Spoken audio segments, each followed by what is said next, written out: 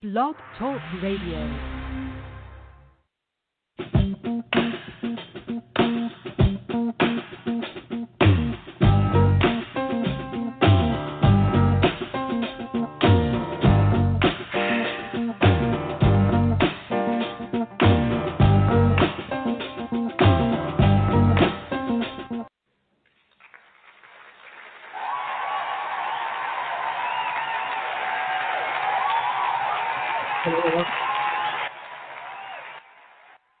All right. Thank you. Welcome, ladies and gentlemen. Listen to Baltimore's Talking Live. I'm your host, Dr. Q. Co-host is Aaron Green. Hello, Green Bean. Hello, everybody. How you doing? Couples Tuesday. Get started. Today is Couples Tuesday, and today's episode is about the deal breaker or not. This is the episode where we, the host, will give certain scenarios, and you, the listener, will decide if it is a deal breaker or not. And, of course, we will be discussing it in the studio as well if we think that situation would be a deal breaker or not. And you sent me quite a few doozies, and it's like, wow. Meanwhile, around town, we got to get the monologue out the way, there was a press conference with the mayor, Brandon Scott, and Keith Daniels asked a question about what was being done about the shooting over East Baltimore with the 17 or 16-year-old. And Brandon Scott says we need to have more respect for the family who just lost a child. I'm all for grieving families, grieving widows, et cetera, et cetera. But when it comes to the mayor and accountability, the mayor sucks. And you got to look at it. I've made up my mind when Donald Trump ran for president and won and did not get the re-election. No, actually before that. When the president got in the office and all the Congress people were jumping up and down saying, not my president, I got the idea country and the society was heading down the wrong slope. You had a lot of people telling Obama, not my president, because they didn't want to have a nigger over top of it. Obama is not a nigger. Obama is African. There is no nigger named Obama. Nobody on the plantation had names of Okobubu, and none of those names were picking cotton, and none of those names came here. Now, that might have been their name at birth, but they were Tobe, Cinderbe, when they got here.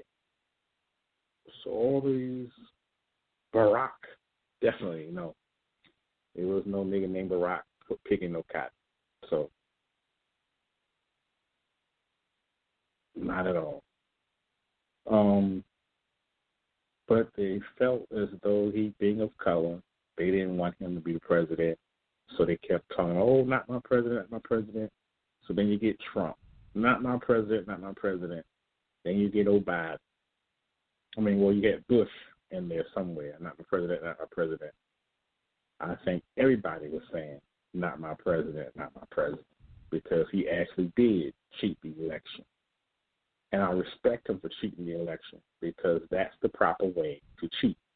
You have a brother who's in Florida as governor, and governor of Florida being a swing state, you wait until the last minute so you can swing your votes in the direction that you need them. That's how you cheat the election. You use the powers that be, calling your favors. You don't go in there hacking any. So what he did was fine. Our brother looked out for the brother. Jeb Bush pushed them swing votes, got his brother in there a second time.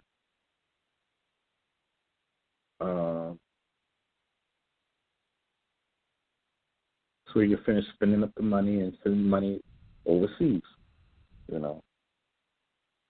Now, what happens when government sends money overseas? Why are we sending money overseas? What happens? For people who don't know about the foreign exchange market or the economy, the economy is just not the money that we circulate. Economy is the status of which we operate globally. Out of the entire world, America is the third largest, richest country. So you, out of the whole world, for example, if you look at Jamaica, Jamaica has a money system. $1 of American money is $10 or 11.5. So it's $11.50 in Jamaican money. That's $1.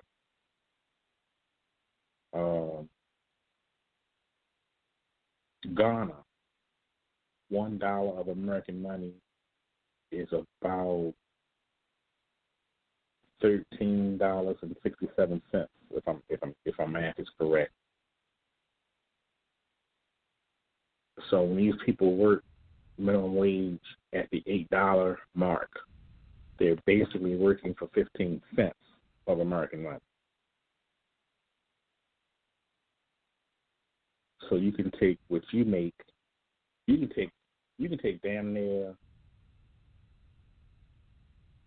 $100 of American money and go to Ghana, and that's almost $600 of their money system, which would make you wealthy. Because I think most of the people make anywhere between $550 to $720 a year.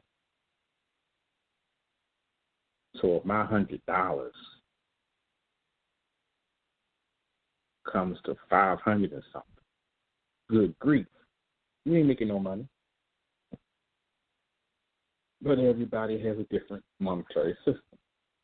That's why people can't afford to come to America. Sponsorship, because it's very expensive to come to America. And it's really not. It's just the money system. It's shit poor over there. When you do the conversions, you don't get nothing.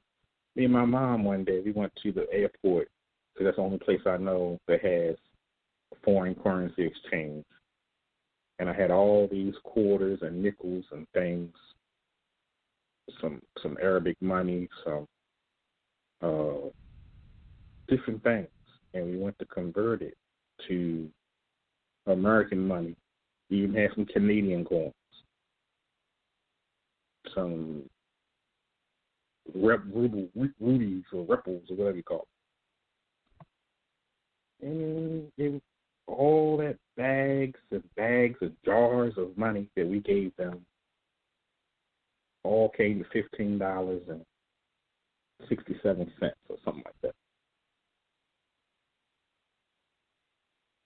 I said, is that all?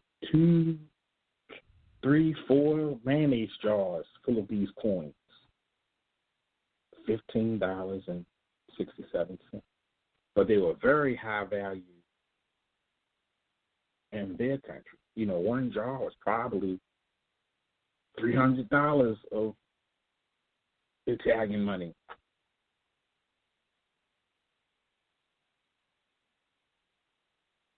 $8 for some change.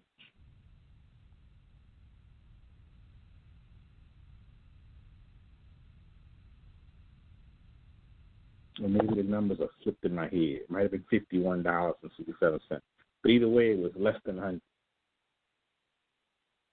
And I felt very disappointed. Saving up and collecting. So when you're collecting stamps and you collecting coins, you really don't make nothing. You might come back with 12 cents off of a 25-cent stamp that might be 50 years old. And it's only grew to be 12 cents. But it might have been worth a penny when you got it. Savings bonds. I had a $50 savings bond that I had saved for 10 years, and it was only worth $5. I said, it's not even at $50, and they said, no, the maturity value is 20 years to be mature at $50. And I said, what? So it costs $50 to get it. So I think the government don't sell them anymore. Thank goodness. It's such a ripoff. So it costs you $50 to get it, but you got to wait 20 years before you cash it at face value. It doesn't even grow interest. Who does that? So now the new thing is safe deposit boxes. Just get a safe deposit box, put the money in there, and hold it there. But crime is slowly going up, catching up to what it was last year.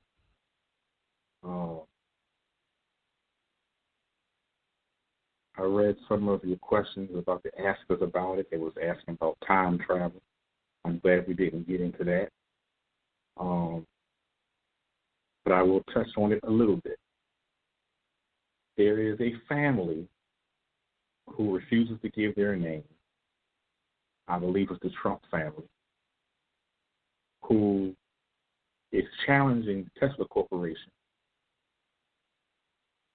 for manufacturing rights. And they're not disputing the manufacturing of the cars. They're disputing the manufacture of the design of cars, the interior. So for those of you that know anything about the time machine on Back to the Future, it was a DeLorean, had a digitized dash and everything. The Tesla is trying to come up with a next year model. Steering wheel is, if you've seen an airplane or if you've ever seen Knight Rider, the steering wheel will be like Knight Rider. It'll be a half circle on the left and a half circle on the right with nothing in the top. You can basically take a regular steering wheel and turn it into a clock. 11 o'clock, 12 o'clock, and 1 o'clock will be missing. And down the bottom, 7 o'clock, 6 o'clock, and 5 o'clock will be missing. So all you would have would be the two sides. And they're saying that it would be unsafe because somebody might grab and lose control. First of all, if that will prevent people from one-hand driving and trying to palm the steering wheel. Number two, if the steering wheel is cut like that, that means that the car would have a 180 radius